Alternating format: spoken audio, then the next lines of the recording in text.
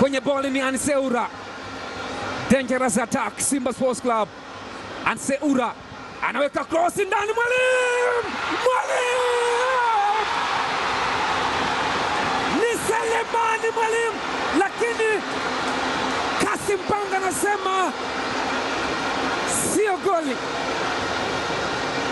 Djigui Diarra amekwenda kumfuata Selemani Mwalimu, anamfuata, watu wanalalamika. Sasa msikilize nani hapa. Djigui Diarra yuko pale, Selemani Mwalimu yuko pale, wote wanalalamika.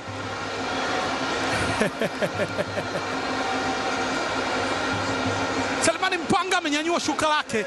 Steve Barker hana muda wa kubishana, anaelekeza vitu ambavyo vinaonekana viko sawa kwa upande wake, lakini huku ni majibizano. Selemani Mpanga, Kassim Mpanga akiwa amenyanyua shuka kwamba sio bao.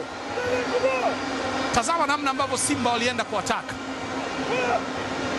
alienda kurejesha mpira ambao ulikuwa umekufa, lakini tazama, alikuwa offside akaingia onside,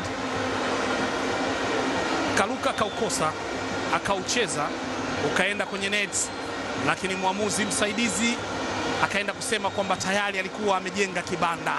Amenyanyua shuka lake hapa, benchi la Simba limenyanyuka na kwenda kumuuliza nini kimetokea. Selemani Mwalimu ametoka katika bench